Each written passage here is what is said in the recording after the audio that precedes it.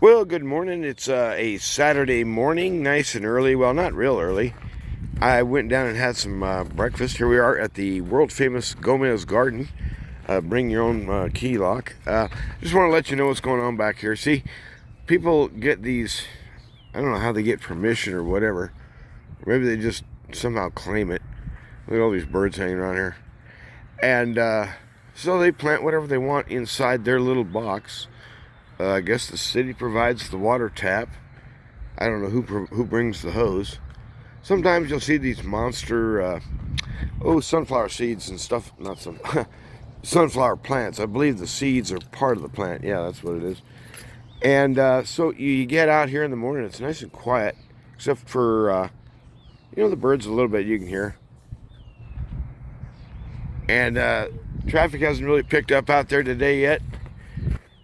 So I thought I'd do a little bit of a short talk here. I'm just trying to figure out if there's a spot where I can be where I'm not just clobbered by daylight. It seems like so often I end up squinting when I'm outdoors these days.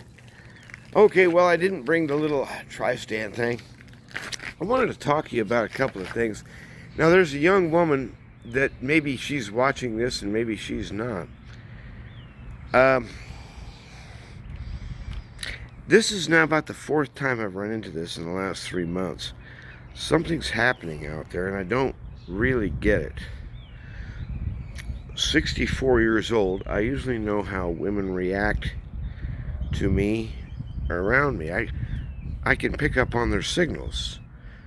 And trust me, it's not warm and fuzzy. Lots of times I get some negative polarity, we'll call it, from a lot of women. And it's not like I'm trying to irritate them. I just am naturally irritating. Deal with it.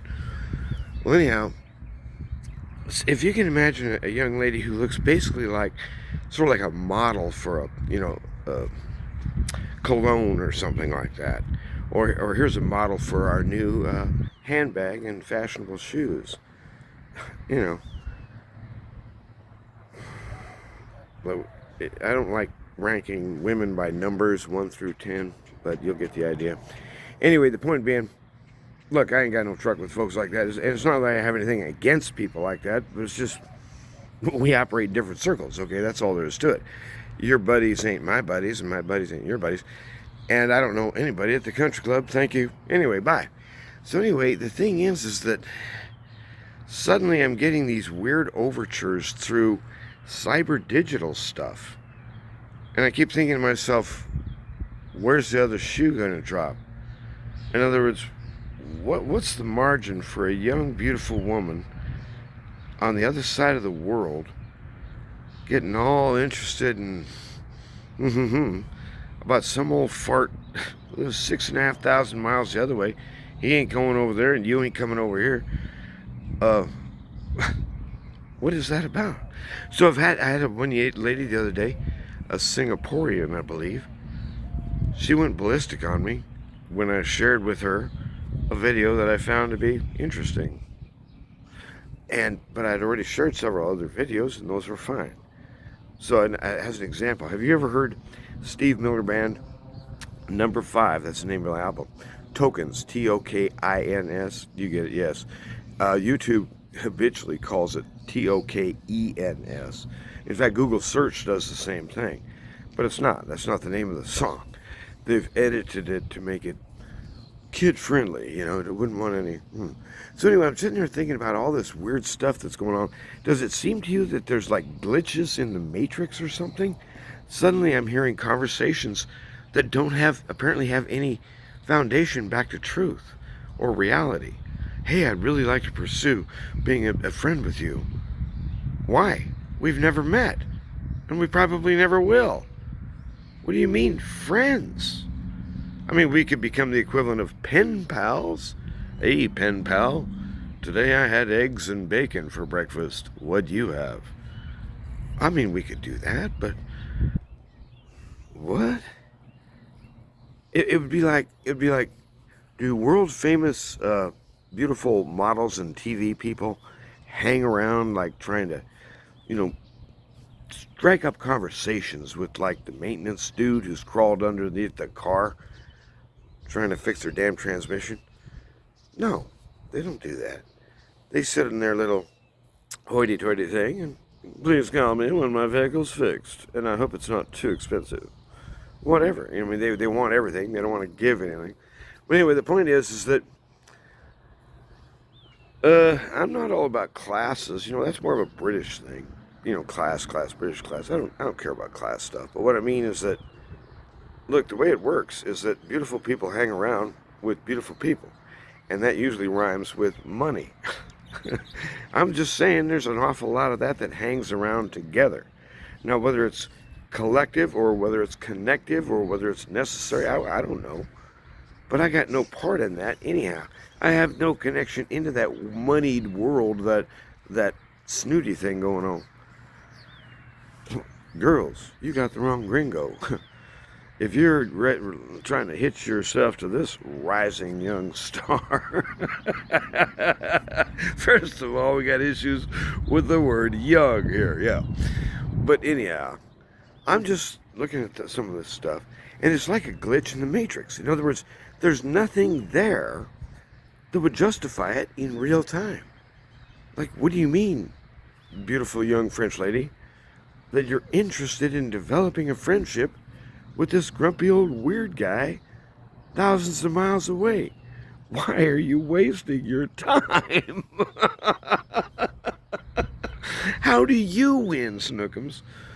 And that's where I keep thinking, there's got to be another shoe that drops here somewhere.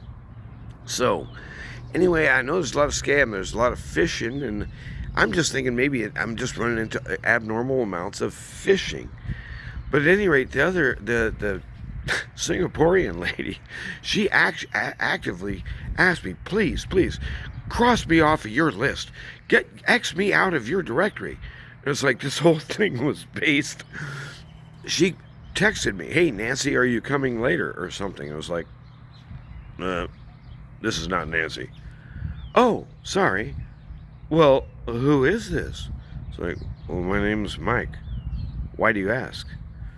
And this butted into like this 43 iteration long text back and forth. And I just kept waiting for it to die. I kept waiting for her to say, okay, it was a wrong number, move on. But she wouldn't. Until, you know, the thing that broke the camel's back was I sent out a YouTube video by text to about 4 friends, family and friends. And I just threw her in. Oh, she took umbrage. She thought I was trying to get her involved with some kind of weird cult or something. Whatever goes on in their minds. But that's the point of what I'm saying right there, is that sort of stark unreason, that like blotchy thing that doesn't fit anywhere in contiguous reality. Have you noticed that stuff like that is showing up all over the place? People saying things with their mouths, but when you listen to the words, they don't make any sense. And everybody's just kind of going, It's like, what is happening around us? It's powerful stuff. There's big things moving. There's spiritual things that are happening in the world. And so you need to be a spiritual person, a spiritual man, a spiritual woman. Go back to the Bible, or have the Bible come back to you. There's a sense in which the whole biblical context and message works out to come back to your senses. Come back to your senses and trust Jesus. In other words, put down the facade, put down the weird triple layer brain whack thing. Just be who you are, fallen, needing help, needing mercy, and saying so and confessing the Lord. In other words, there's a huge tsunami of lies. It's like a bodyguard of lies attending the central lie. And the central lie is that they've attempted to try to split energy and matter down to a solitary energy function only, as if matter was simply a construct of your holographic thinking. Matter isn't technically real according to them. That's the centerpiece of the lie, because he is the God. His name is holy. It's called I am that am, or I am he who is. And so he is jealous over his holy name. That means he made all that is. And that means all that is real. You know, I kind of like that idea. The name Israel wrestles with God, Israel. But you could all, in English, he is real. Same word.